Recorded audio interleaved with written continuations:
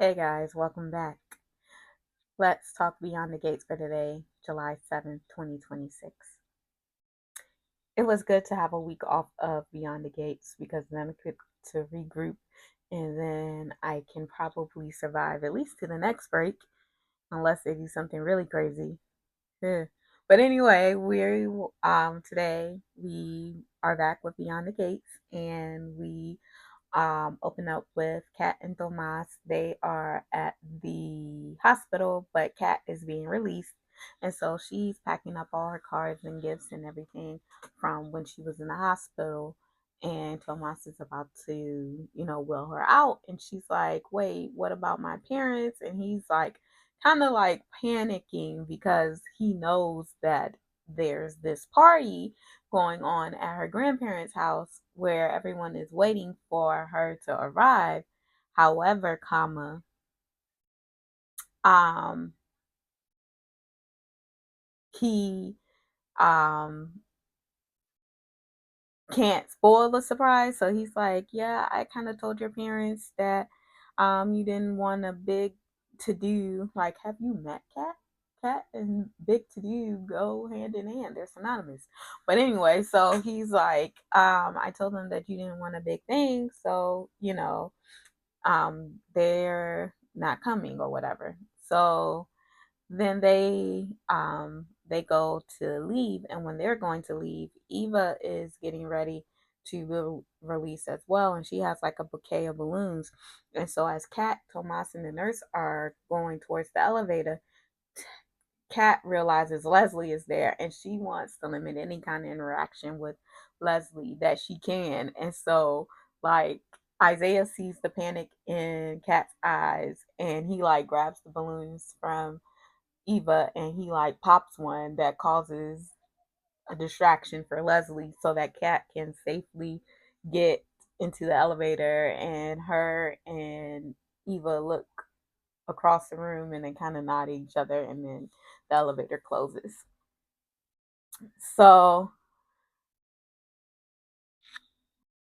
when everyone leaves to go to their separate residences, we go to Joey and Vanessa, and she's talking to Joey, talking about how much she misses him. Do we have to see Joey and Vanessa every day?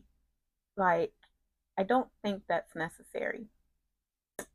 But anyway, she's talking about how much she missed him, and he's like, I just left you a couple hours ago. And then she gets a call from Deanna because she wants to go to spa with her.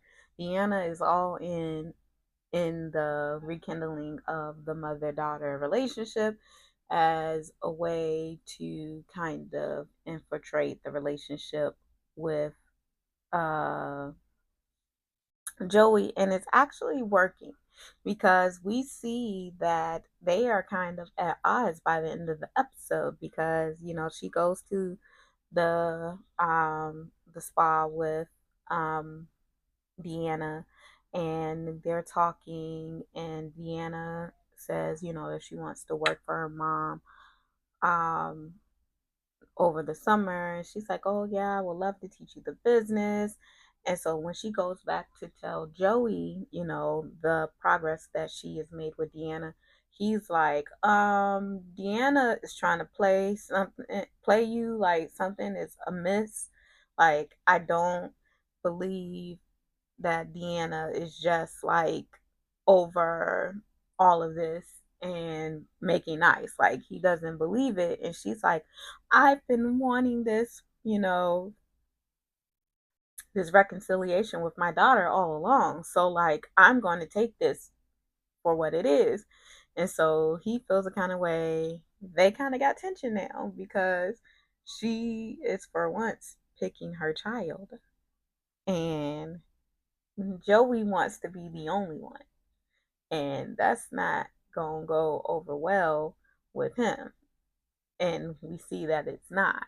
So then we have Jacob and Darlene. They're at the hospital, and Jacob tells Darlene that Eva and Kat are getting out of the hospital, and that the Duprees are having a little get together. He asks her if she want to come, and she's like no. And so she goes.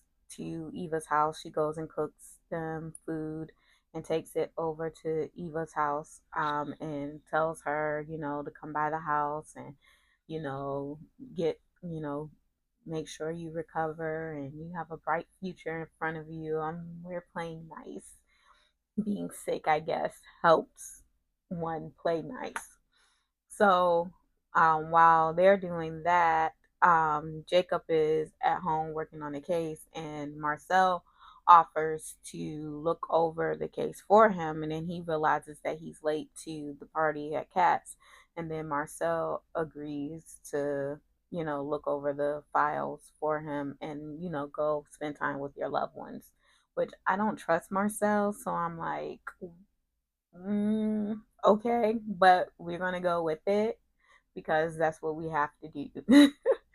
And so then, at at Eva's house, Leslie had brought her some ski boots or whatever because she wants to go skiing with her when she's well, because she wants her to have the experiences that she never got to have and that they have the ability to have now. Let's see how long this lasts, because I fear by the time she has her conversation with Monica, every grateful bone that Leslie has had is going to go right on out the window. But I digress. And so then back at the house, they're waiting for Kat to arrive. And as they're waiting for Kat to arrive, everybody, like, it's Chelsea and Naomi, and then it's Ted and Nicole talking with the Grands. They're all wondering if Tomas has proposed or is he going to propose. Like, they're worried. And Naomi was like, you should have given Kat a heads up to Chelsea. And Chelsea was like, it wasn't my place. And, I went and questioned her about it, but it's not my place to, spoil the surprise for Tomas and do all of that. That's just too much. I have to trust Kat to make her own decision. And then Martin trying to act like he cared about Kat and Tomas sleeping with Eva. You don't care about Tomas sleeping with Eva, because if you cared about Tomas sleeping with Eva, you would have said something to Eva about sleeping with Tomas, because it takes two to tango. And last time I checked, he won't on that sofa by himself. But anyway, so Kat and them come and they're all excited, and Granddad is about to give a toast. And when he's about to give the toast, Tomas was like, yeah, let me stop you. Let me he did his Kanye West and was like, I'm gonna let you finish. I'm gonna let you finish. And then Kat's like, yo, we don't interrupt Grand's toast. And he was like, nah, let me say what I got to say. And he gives some long, drawn out speech that put me to sleep. And then he was like, will you marry me? And then she was like, whoa, this ring is pretty. And so then Gran was like, oh, well, let us go all outside and let them have some privacy. And then Kat was like, no, we gonna leave. So then they go in the hall, and Kat tells him, like, last I checked, we weren't here. And he was like, I told you I wanted to have a future with you. She was like, yeah. And I knew you meant marriage, but I thought that was like later on down the line. We haven't discussed it really. Like, she is being Kat. And that's one thing I can't say that the writers of Beyond the Gates do right. Whatever writing they have for Catherine and what they start for Catherine, they do stay true to, because it wouldn't have been true to Kat if she would have said yes. It just wouldn't be true to the character that she is. So I was glad that she, said no. I know that Tomas feels away, and oh well. Hope she breaks up with him. And then we have a conversation between Andre and Tomas after Kat says no, and he was like, "Yeah, you." He was saying, people get embarrassed around the Duprees, and he was like, "Well, you didn't get embarrassed," and he was like, "Yeah, but our picture, your day coming." Your day coming.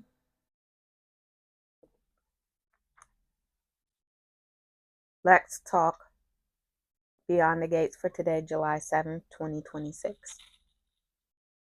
So we start this episode at Garland. Danny and Nicole are sitting in the waiting room. Why are they sitting in the waiting room? I would rather be much more comfortable sitting in Nicole's office with my feet kicked up on her sofa. I don't know. That's just me. I don't know why we're sitting in the waiting room, but I digress. Like I said, that's just me. But they're sitting in the waiting room because Anita is having her lumpectomy today. And, they're waiting for the surgery. And the anxiety is a bit high because, they're fresh off cat surgery and how, the anesthesia affected Kat and how she didn't wake immediately, after the surgery. So Danny was a little bit concerned, what if something goes wrong with mother? And Nicole was like, everything's going to be fine. And, they're talking and they start talking about Nicole's kids and she's talking about, Smitty, and they start talking about everything that Smitty and Martin have been through, and they come through and how everybody is thriving. Then they start talking about Kat and the engagement that was not, and how Kat, how, she's not like necessarily upset that Kat took Tomas back, but she's like, she doesn't want her daughter to waste her years on a philanderer like she and Danny did. Like, they wasted their a whole lifetime because they've been married for a whole lifetime and a half, and neither one of their husbands were good. But Danny can shut up because you have absolutely no space to talk in this ring, because you at this point are no better than Bill. And that's just the truth of the matter. But so they're talking about that, and then they start talking about how their mom got lucky, with their dad, and then he overhears and he's like, "Yeah, no, I was the lucky one who found the pot of gold," because Vernon knows. That's the thing about Vernon that I love. Vernon knows, and he's not afraid to say it and tell anyone who will listen that he won the prize, that he knows that Anita was the prize and that he was the recipient of the prize. He is very clear on that. So they all sit and they wait together, and like I said, Danny's anxiety was getting the better of her, and Vernon was like, everything's all good. And she was like, how do you know? He was like, because I feel it. And that is true. When you've been together for so long, and you become in sync with your partner, you start to feel when something is not right with them or not. I see it with my parents all the time. Like, my mom can think something about my dad, and that will be exactly what's going on, because they're just that in sync with one another after being together for so long. So he's like, everything is fine with Anita. I know it. And everything was fine. She comes through the surgery. They ask her, how she's doing. It's an outpatient surgery. So once the anesthesia wears off, she wakes up good and everything, they can leave the hospital. So they're helping her get ready to leave, and they're asking her how she's doing. And Anita's like, I'm higher than the Washington Monument. And it's so funny because, yes, feel good, Grant. But then she goes and she is Anita Dupree Williams, after all, people. And so she tries to walk out of the hospital, and Nicole's like, nuh-uh. The hospital policy is that you get willed out. I don't care if the surgery is outpatient. And so then Vernon tells her to sit her beautiful, stubborn butt down. And it's so cute. I love the Grands. I love them so much. And then they leave the hospital. Meanwhile, Kat and Chelsea are at the Chelsea Cat headquarters, aka Danny's guest house, and they're working, and Chelsea is being like a mother hen and like, Cat, are you sure you want to work? And she's like, I'm fine, I am a little sore, but I'm okay to be working or whatever. And so they start talking about the engagement that was not, and um Kat mentions that she is concerned that Tomas might turn to someone else. And Chelsea makes a very good statement by saying, well, if that's where your mind goes, if you think that that's an issue, maybe he isn't the one for you. But then Kat pivots and turns it into, my mom would say, it's my insecurity talking and whatever, or it is your intuition, but I digress. And so, Kat comes up with a great idea that she is going to buy a condo, and her and Tomas are going to move into the condo together. And that'll be a compromise to not accepting the proposal. Meanwhile, Isaiah and Eva are at her apartment, and Tomas comes over, and Isaiah is a bit taken aback by seeing Tomas at the door. He brings a gift, and he brings her a book, but the book is a book that Isaiah has already gotten for her. So he's like, oh, she's like, oh, he already got this book. So then I guess Isaiah was reading the book as well. And so he kind of like spoils the book for Isaiah. I mean, excuse me, spoils the book for Tomas. And then, Isaiah ends up leaving to go pick up Eva's food from Orphe Jeans, and leaves her and Tomas to talk. And then she's like, what's wrong? Because I can see it all over you. He's like, I don't know what you're talking about. She was like, what's wrong? And he tells her about Kat and the proposal. And the thing I have, first of all, you should have never went over there. Second of all, you are telling her about this proposal that you gave to Kat. And he's like, yeah, she turned me down in front of all her family. You asked her in front of all her family, not sure of what answer she can give. You said this is where you say yes, but there is an alternate answer. And then also, she did let you all leave the room and let you talk privately, and then told you what she was feeling and thinking. But you proposed a question that you didn't know for sure what the answer would be. So don't try and blame it on Kat. But and then Eva, I guess this is them retconning or whatever. Eva loses it because don't come over here because you having problems with Kat. I have a man, blah blah blah blah blah, yada yada yada. And Kat just saved my life, and I'm not gonna repay her by, okay, Eva, you overcompensating, girl. But I guess, child, you ain't win no points with me, but maybe you won some points with some people somewhere, I guess. So he was like, no, that's not what I'm trying to do. I just needed to talk to a friend. And believe it or not, I don't really have many friends. So then he leaves.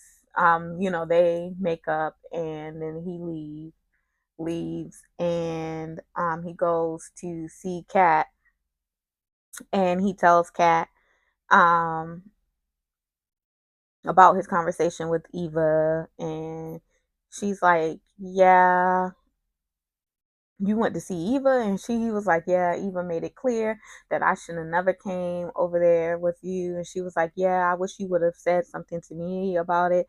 And he was like, yeah, I'm sorry. And then she tells him that she's buying the condo for them to move into, but Tomas isn't happy about this turn of events. And then we have Joey and Vanessa. Joey and Vanessa are at Uptown, while Randy and Deanna are across at the atrium. He's trying to fill her out and see where she is on Joey.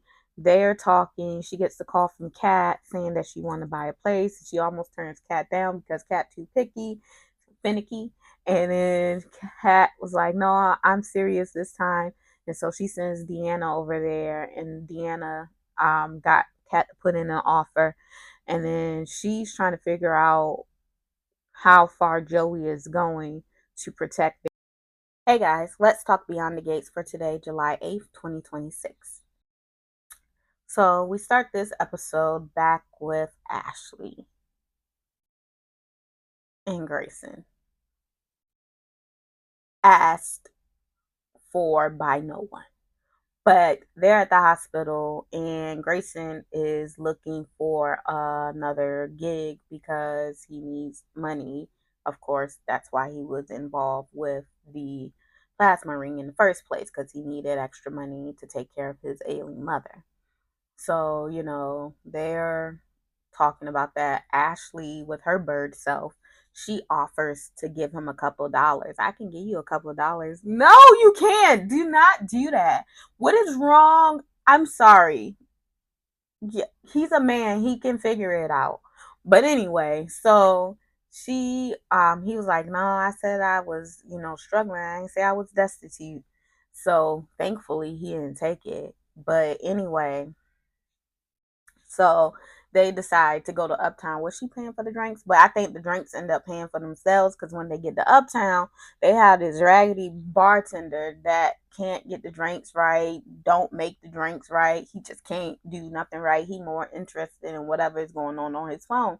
So what had happened was the manager ends up telling him, to go put your phone in the locker and get an attitude adjustment and then come back out here. But Grayson has previous bartending experience from when he was in school. And so he offers to bartend for the night until the replacement gets there. And so he bartends, and he makes like a couple $100 in the night, and then he gets offered a gig to part-time bartend at Uptown. So he found him a job, a supplemental income. That's all you had to do in the first place. You didn't have to get involved in a plasma ring, but I know he was kind of tricked to it by Leah, but that's all you had to do in the first place, is go get a bartending job. I mean, you have the skill. But anyway, then we have Ted and Monica. They're talking about her taking the role as chief of staff. And then they start talking about Shanice and how Ted keeps doing extravagant things for Shanice, and it makes her uncomfortable. And he just needs to do hood rat things for her. Like, I hate this storyline for Shanice. I hate the fact that she can't be comfortable in the finer things, because it doesn't make sense, because she is the head nurse. She has been nursing for an amount of years. Her aunt is Monica, uh, a world renowned oncologist or whatever. It would stand to me that she would be used to things. And I hate when they write Black characters as not being used to things, because even if we didn't grow up with silver spoons in our mouths, we are used to things. We do have experiences, and to act like it would make you, I can survive in any room you put me in. You can put me in the room with dignitaries, and I could make it work. You can put me in the room with homeless people, and I can make it work. To act like I would feel out of place or weird because I'm in a room full of wealthy people, it bothers me. I hate that. They did that with Trina when she was with Spencer on General Hospital, and she was like, "Oh, Paris, blah." I'm sure Portia took you to Paris. Like, you didn't grow up in the hood, Trina. Like, I hate when they write, I absolutely positively hate when they write Black characters like that. That irritates me, because we are used to things too. We acquire things. And even if we weren't born into it, we learn better, we do better, and we achieve more when we get older, or through lives and through the generations. Don't try to act like I'm not used to something, because like, it's just, that irritates me. Okay, anyway, on the soapbox. Meanwhile, so Ted ends up making her a dinner in her office with food from Orphe Jean, so she can feel comfortable. Okay. So then we have Tomas and Kat. They're finally talking, and he doesn't want to be a kept man, which, yeah, don't live off her. So she's talking, and there's like a little back and forth, and he's trying to make her understand where he's coming from. And she's like, I don't care what nobody else think. I trust you, and do this. And he's like, yeah, I don't know. So he agrees to move in, but he's going to pay rent, and he's going to pay rent and split the utilities and whatever. And she's like, so when you gonna move in? He says he has to go home to Puerto Rico. So he's going home to Puerto Rico. I don't think Jose. I don't think Tomas is coming back from Puerto Rico, y'all. Let us pray. Father God, I come to you humbly as I know how. Please, please, please let Tomas get caught up in the storm in Puerto Rico. It's summertime. It is hurricane season. Let us be relieved of Tomas. Is in your name we pray. Amen. Well, I'm joking, but I'm serious.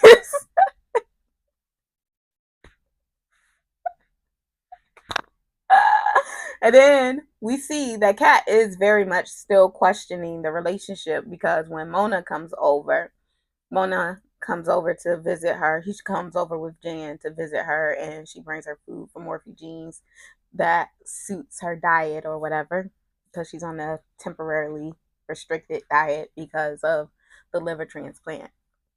So she brings her food, and she is questioning the relationship, and she's like, I don't know. And they basically tell her, you got to figure out if the tug of war that you're going through with Tomas if it's really worth it. So Kat is questioning the relationship, which is another great thing. Yay, we're happy. I'm happy. Let's keep it going. Let Tomas take the decision out of Kat's hand and let Tomas not come back. Because then we see Tomas on the phone with his parents, and his parents are like, why, if Kat's the one, why you didn't propose yet? And then he's stuttering and like, it's not the time now. It ain't. It's not now. It's not later. Cut your losses and go on about your business. I'm just saying. Meanwhile, Leslie goes to the police station because she's taking Malone something, but he ain't there. So then she starts talking to Jacob, and she asks Jacob, can he look up some information or basically do a background check on Monica? Because after everything with Leah, she ain't trusting the chief of staff. And he's like, yeah, we can't use our resources for that. And if that's what Malone was doing, I'm gonna have to tell the chief. And she was like, please don't go tell your daddy. He was like, well, I'll forget this conversation if you leave now. So she goes and leaves because she's annoying.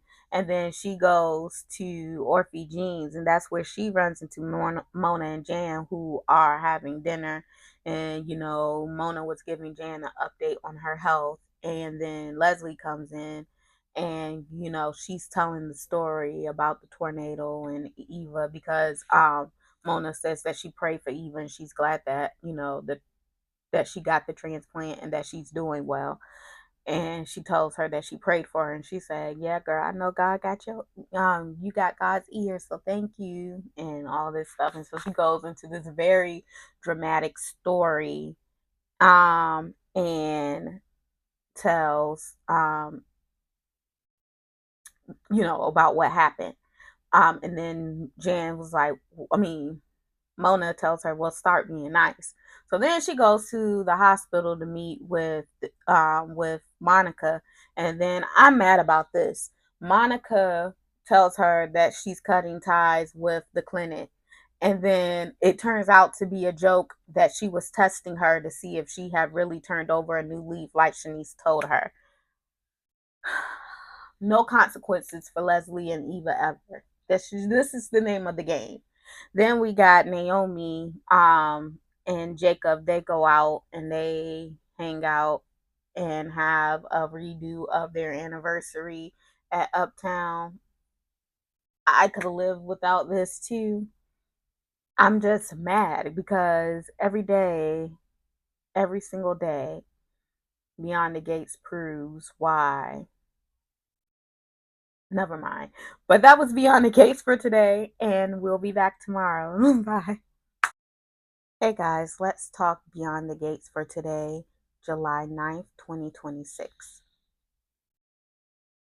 So we start this episode at Danny's house. Naomi has come over, and Naomi comes over because she had such an amazing night with Jacob the night before that she is feeling conflicted about something she has done.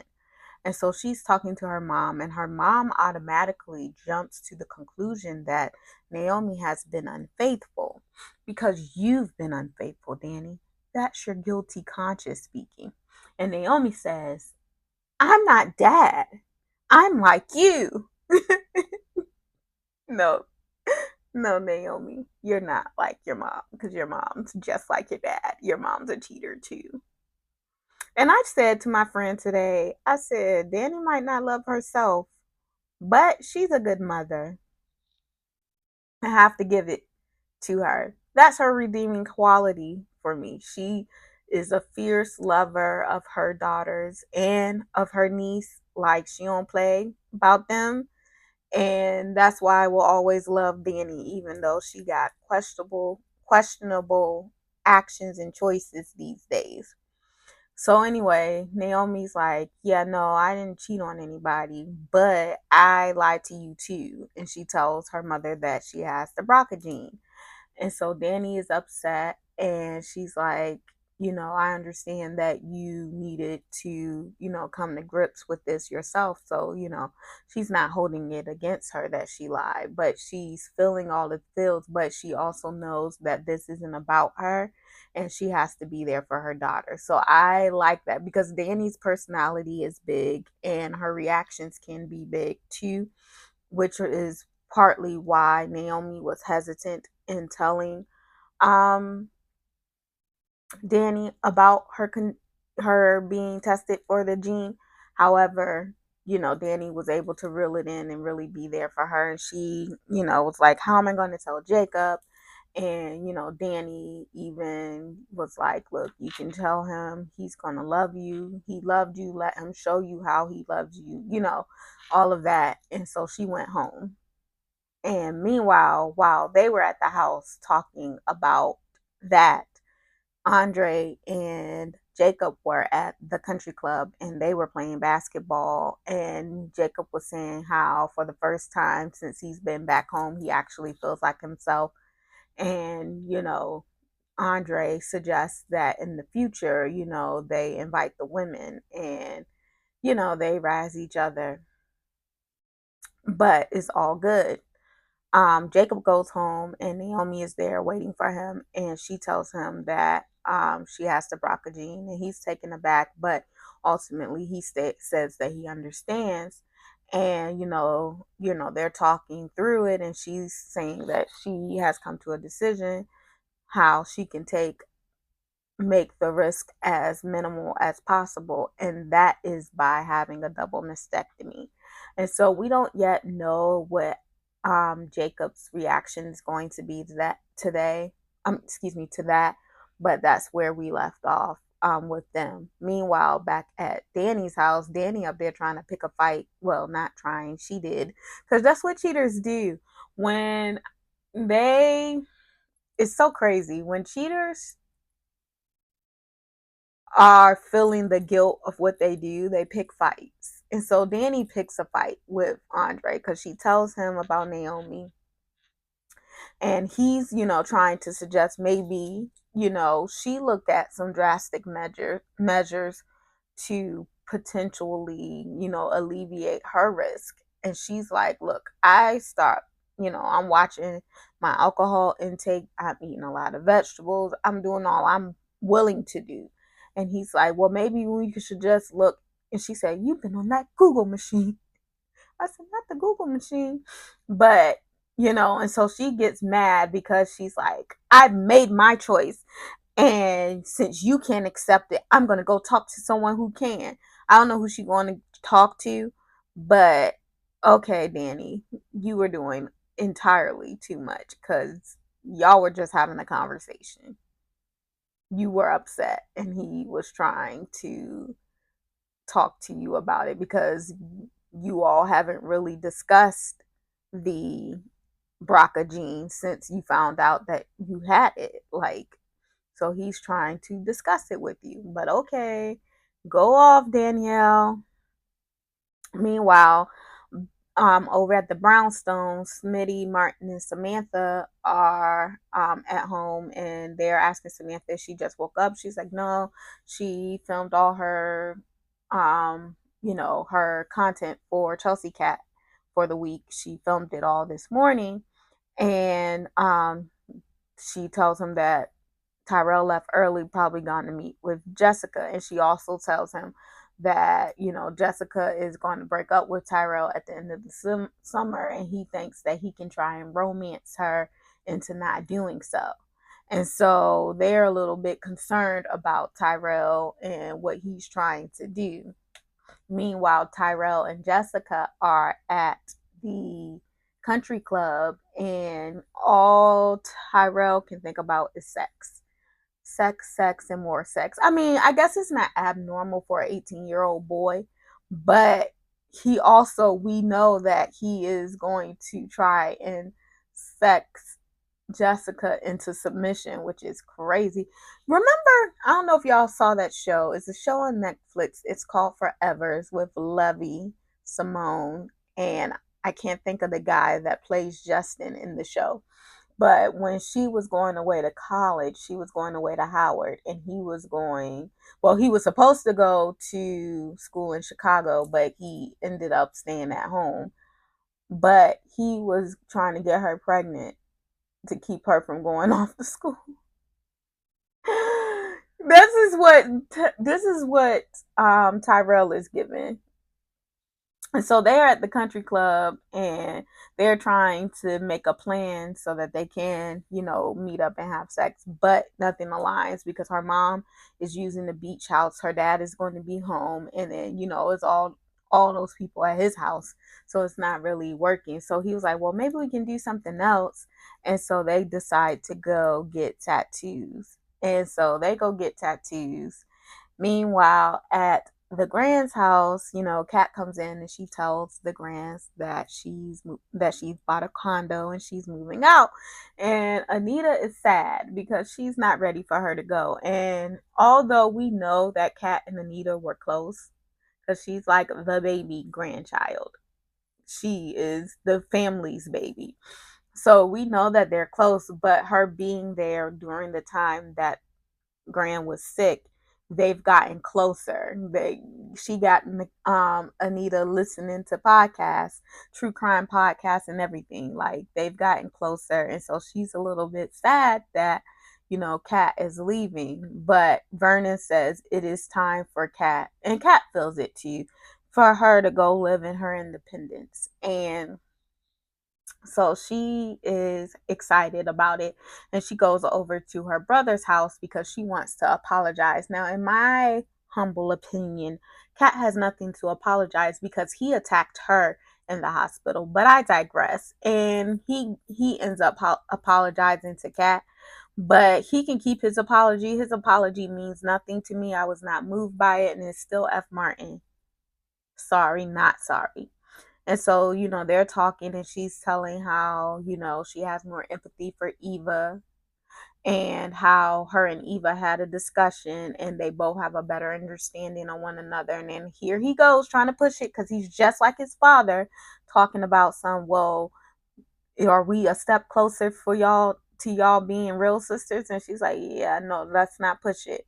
Yeah, we're not gonna do that. I'm like, I don't have to want her in my life. I don't have to be her sister just because we share DNA. It's not that deep. Like, stop trying to push that on me.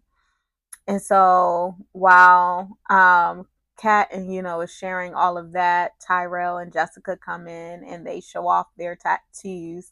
And everyone assumes, because Tyrell got a letter J, everyone assumes that Tyrell got a J for Jessica. But he says that the J is for June, his mother. But yeah, that was Beyond the Gates. They irritate me, but I guess this episode was somewhat palatable, except for the BS they try to peddle with Cat. But I'll see y'all tomorrow. Hey guys, let's talk Beyond the Gates for today, July 10th, 2026.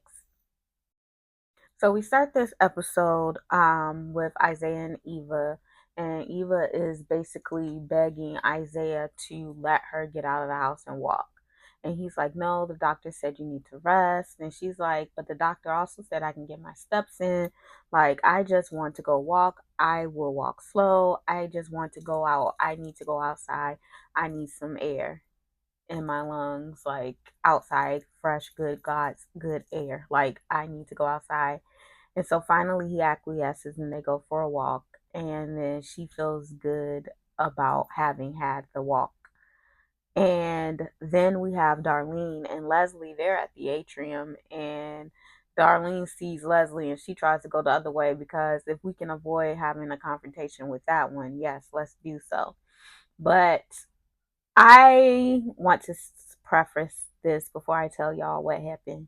I'm not feeling this change in direction where they're trying to make Leslie a decent human being without any consequence. And Eva, because I guess we were supposed to applaud when Eva sent Tomas packing the other day, and now we supposed to get on board with Leslie because she's trying to turn over a new leaf. But it falls flat when there was no consequence for what was done in the past.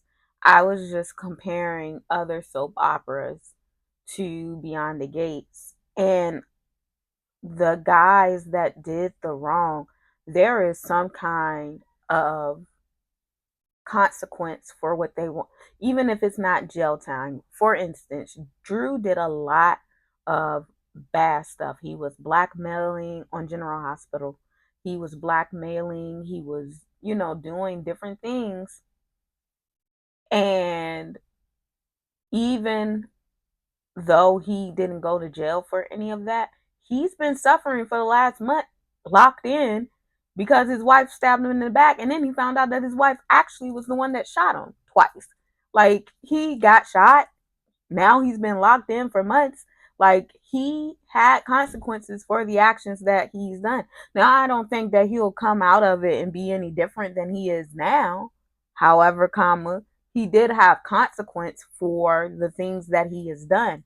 There has been no consequence for Leslie, and that's where the story falls flat. However, let's keep it pushing. So Leslie's like, I need something from you, Darlene. And she asks Darlene for her baked potato soup. And she's like, why? You don't even seem like a lady to cook. And then basically they come to a truce where they will try to, get along or be cordial because their children are together and it's important to each of them. But I'm not I'm not here for that because I'm gonna always side eye Eva. I'm always gonna side eye Leslie because when you get desperate again, you'll go back to your same tricks that you did before because that's all you know how to do to get what you want. And you didn't have any consequences now, so you're gonna think you won't have consequences later. I can't get with it. But anyway, so then we have Bill, Haley, and Naomi. Excuse me, Bill and Haley, they are at his they're there with Caroline at his office and they're getting ready for the deposition with Mike and for Madison. And so they're talking about the deposition and Mike shows up and then he comes in being Mike, and Caroline kind of puts him in his place because, like, yo, we not with that funny stuff over here no more. And so Naomi finally comes with Madison and they come in and they do the deposition. This was actually good. They do the deposition and Mike is being hostile. He gets, out of line a little bit, and it gets very heated during the deposition to the point where Bill threatens he threatens Mike, and they're like, whoa. So then when they're doing their cross, Bill is having trouble stringing his words together, getting his words out. And it's like to the point where even Mike is concerned. He was like, do we need to stop? I want to object. And then, they end up stopping the deposition. And, um, Haley calls in Caroline to escort Mike out because Bill is having a medical emergency. And then she's like, oh my God, please help. And then you see her like cut her eyes and she's smirking because she's thinking, oh, this is the medicine that she's been poisoning him with, the stuff that she's been poisoning with kicking in. So she's getting gleeful. Girl, please calm down and sit down. It's crazy. But anyway, so then we have June and Smitty. June is listening to Smitty as he has a work meeting. And then when Smitty is leaving, she, is talking to him about how she wants to spend time with him and Samantha, with Tyrell and Samantha before the summer is over and Tyrell goes off to college. And so, they're talking or whatever. And then he leaves, and then Tyrell and Samantha come over. And so Tyrell and Samantha come over, and Tyrell has a gift. And Smitty had told June about the tattoo with the J that he said was for June. And June was like, yeah, and I got a piece of land to sell you. He did that for Jessica. And so she tells him that she knows that he got the tattoo, and she also knows that it's for Jessica, but she cool with it. And so then, they have a nice little chat, and then he gives her a gift, which is a framed picture of him from his graduation, and she likes that and feels emotional because she always knew that her kids would grow up to go on to have successful lives where they would graduate from high school and all of that, but she didn't know that she would get to be a part of it. So it's very touching to her that she is actually getting to witness all these moments. Then, meanwhile, we have Naomi and Jacob. They were at home, and yesterday we left off with Naomi telling Jacob that she is considering having a double mastectomy. And so today we get his reaction. And, he is taken aback by it, and he doesn't hide the fact that he's taken aback by it. And he tells her, I needed a moment. You've had months to sit with this. I'm just now getting this information firsthand. I needed a moment to, get my bearings. And she was like, yeah, I understand. But then Naomi does something that she often does that irritates me with Naomi. So he's like, yeah, I want to be supportive of you, whatever you want to do. And then she's like, are you sure? Because are you just saying that now, hoping that I'll elect not to do it?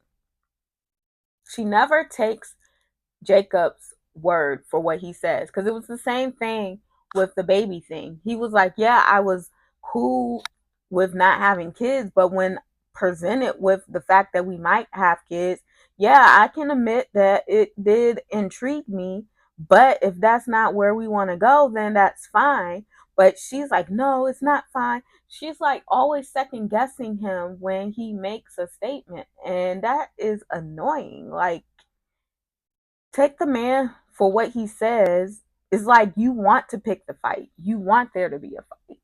But anyway, after she leaves to go to her deposition, he goes and picks up some cornbread and he takes it to Eva. And he's just going over to check on Eva and make sure that everything is good with her. And he tells um his brother tells that his mom made the soup, and he was like, oh, that's her extending an olive branch. And here comes Isaiah, well, I hope so, because she need to know that me and Eva are a package deal. Okay. Meanwhile, Danny actually goes to see Ashley to ask Ashley how Naomi's been coping with all of this, and they have a good discussion about all of that. And but I can see where Danny is going to use this to communicate with Bill again, and that's ridiculous. But I don't know. Bill about to be in the hospital next week per the preview, so there's that. Um, but yeah, that was Beyond the Gates for this week, and we'll be back at it next week. See y'all then. Have a safe weekend.